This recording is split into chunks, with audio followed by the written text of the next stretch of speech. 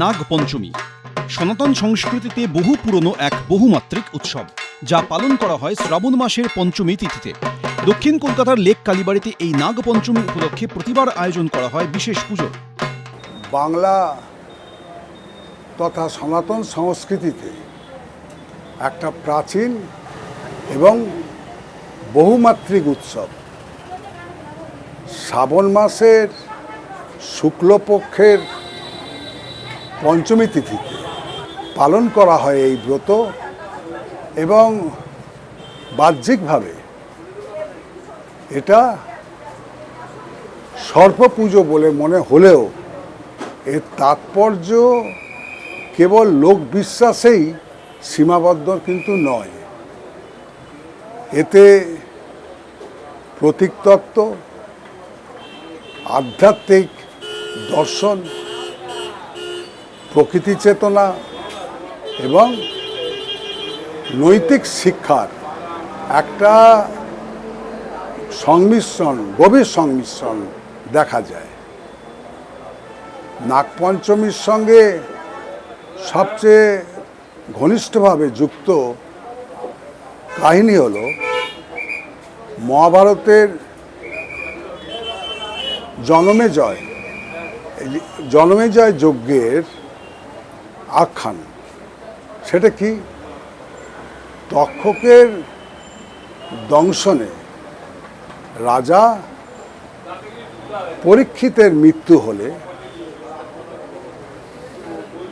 তার পুত্র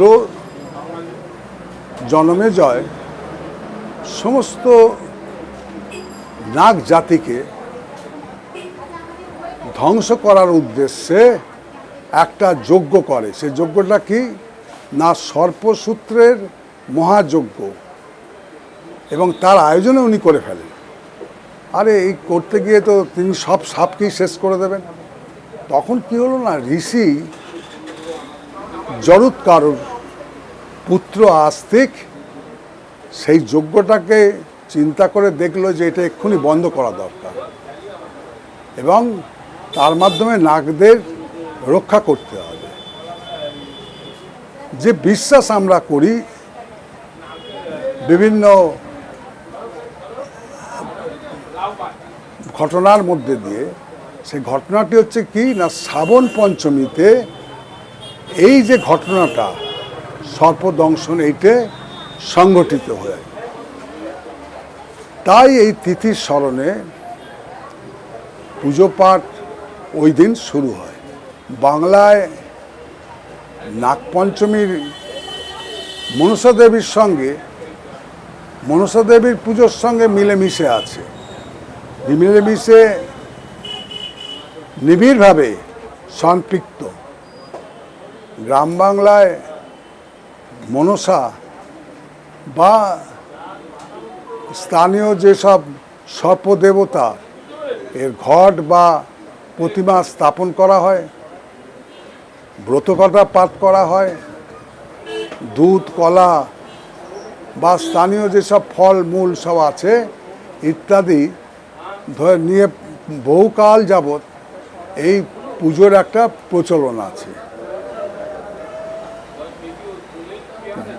নাগপঞ্চমীর দার্শনিক তাৎপর্যটা কি?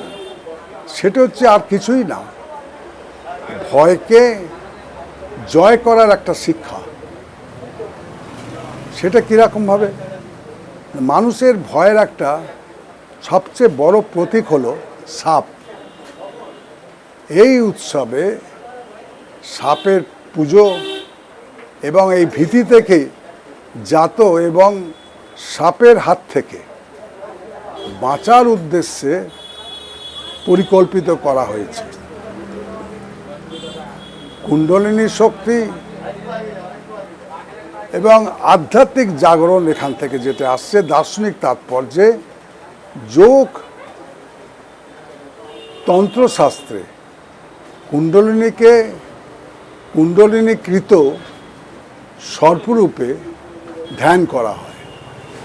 দেহের মূলাধারে কুণ্ডলিনী জাগ্রত হয়, এবং জাগ্রত হলে সেটা 6টি চক্র অতিক্রম করে সহস্রারে পৌঁছায়। একেই কিন্তু আত্মসাক্ষাৎকার বা উচ্চতর চেতনার প্রতীক হিসেবে মানা হয়। পুরাণ অনুযায়ী মহাভারতের জন্মজয় যজ্ঞের সঙ্গে যোগ রয়েছে নাগপঞ্চমীর। রাজা পরীক্ষিতের মৃত্যুর প্রতিশোধ নিতে জন্মেজয় সর্পযজ্ঞের আয়োজন করেছিলেন, কিন্তু ঋষি জরুৎকারুর ছেলে আস্তিক সেই যজ্ঞ বন্ধ করে নাগদের রক্ষা করেন। প্রচলিত বিশ্বাস, সেই ঘটনার স্মরণেই শ্রাবণ পঞ্চমীতে পুজোর প্রচলন। শিবের অনন্তনাগ, বিষ্ণুর শেষনাগ এবং যোগীদের কুণ্ডলিনী, এর সব কিছুই কিন্তু কি উদ্দেশ্যে না আত্মনিয়ন্ত্রণ শক্তি ও অন্তর্দৃষ্টির প্রতীক এই হিসেবে করা হয়। সাপের খোলস যে ত্যাগ করে আমরা অনেকেই জানি, দেখেওছি সাপের খোলস ত্যাগ করার প্রক্রিয়া পরিবর্তন এবং পুনর্জীবনের হচ্ছে সাবলীন একটা রূপক। ভারতীয় বহু ধারায় বহু সময় ধরে সাপ হলো কি না সৃষ্টি স্থিতি লয়ের এরই একটা ধারাবাহিকতা, সময় এবং পুনর্জন্মের হচ্ছে প্রতীক। সেই জন্য একে কাল, পুনর্জন্ম এবং নবায়ন এই হিসেবে কল্পনা করা হয়। এই যে বর্ষাকাল এখন পড়েছে, এই বর্ষাকালে কি হয় না বর্ষাকালে সাপের আবাসস্থলতে বিভিন্ন মাটির গর্ত গ্রামগঞ্জে যে আমরা দেখতে পাই, সেই সব জায়গায় প্লাবিত যখন হয় তখন সাপের গর্তের মধ্যে জল ঢুকে যায়, ফলে সাপের তখন বেরিয়ে আসে এবং সেই সময় দেখা যায় যে সাপের কামড়ের উপদ্রব কিন্তু বাড়ে। নাগপঞ্চমী মানুষকে এই বিষয়ে সচেতন করে এবং ইঁদুর এবং তাকে নিয়ন্ত্রণ করা, কারণ ইঁদুর প্রচুর শস্য শ্যামলা এবং অনেক ভালো ভালো জিনিস নষ্ট করে দেয়। বিশেষত শস্য শ্যামলার জন্যে সে নষ্ট করে। এই বর্ষাকালের এই শ্রাবণ মাসে যে ধান বোনা হয়, সেই ধান থেকে যে ধানের একটা শীষ যখন গজায়, ধান হওয়ার আগে সেখানে একটা দুধ তৈরি হয়, সেইগুলোকে তারা নষ্ট করে, মানে খায় বা নষ্ট করে। এইটা কিন্তু মনে করিয়ে দেয়। প্রসঙ্গত আমরা এইটা বলতেই পারি যে লোকাচারে সাপকে আর দুধ মিষ্টি দেওয়ার একটা চলও আমরা কিন্তু দেখি, কিন্তু আধুনিক প্রাণীবিজ্ঞানের মতে এটা অ্যাবসলিউটলি অনৈতিক এবং অনুচিত। কারণ দুধ সাপের কিন্তু স্বাভাবিক খাদ্য নয় এবং দুধ খেলে সাপের মৃত্যুও হতে পারে। তাই এই উৎসবে এই প্রথার পরিবর্তনে ফুল, ধূপ, নৈবেদ্য ইত্যাদি প্রদান হচ্ছে গ্রহণযোগ্য, হচ্ছে সবথেকে বড় বিকল্প। উৎসবকে এই যে নাগপঞ্চমী উৎসব, এইটাকে জীব বৈচিত্র্য রক্ষা করার বার্তায় রূপান্তরিত করা যায়। কিভাবে না যেসব বিষধর সাপ, বিভিন্ন অঞ্চলে এক একটা বিষধর সাপ আছে, তাদের চিহ্নিত করা, সাপের প্রতি সহানুভূতিশীল আচরণ শেখা, অপ্রাসঙ্গিক শিকার রোধ এবং স্থানীয় যে বন্য প্রাণী তাদের সংরক্ষণ সংক্রান্ত সচেতনতা বাড়ানো ইত্যাদি এর মাধ্যমে করা যেতে পারে। পৃথিবীতে বিভিন্ন সভ্যতায় নিজের লেজ নিজে মুখে ধরে থাকা হচ্ছে সাপের প্রতীক ঔরবোরাস।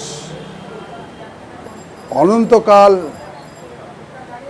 সৃষ্টি স্থিতি লয় এবং চির নবায়নের প্রতীক হিসেবে এটা কিন্তু ব্যবহার করা হয়।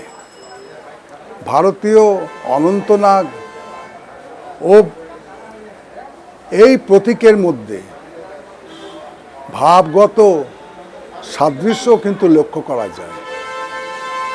নাগপঞ্চমী তাই আমাদের স্মরণ করিয়ে দেয় কি না, পরিবর্তনই জীবনের নিয়ম, আর সেই পরিবর্তনের মধ্যে দিয়েই অনন্তের দিকে অগ্রসর হওয়া যায়। সুতরাং আধুনিক সময় এই যে নাগপঞ্চমী, এর প্রকৃত তাৎপর্য ভয়কে জ্ঞানে রূপান্তরিত করা, প্রকৃতিকে শ্রদ্ধা করা এবং জীবনের অন্তর্নিহিত আধ্যাত্মিক শক্তিকে উপলব্ধি করা। এই হচ্ছে নাগপঞ্চমীর দার্শনিক তাৎপর্য। নাগপঞ্চমী আবার মনসা দেবীর পুজোর সঙ্গেও ওতপ্রোতভাবে জড়িত। গ্রাম বাংলায় প্রতিমা বা ঘট বসিয়ে ব্রতকথা পাঠ, ফল, ধূপ ও নৈবেদ্য নিবেদন এসব রীতি এই উৎসবের অঙ্গ। অর্ণব মুখোপাধ্যায়, এবিপি আনন্দ, কলকাতা। এবিপি আনন্দ, এগিয়ে থাকে, এগিয়ে রাখে।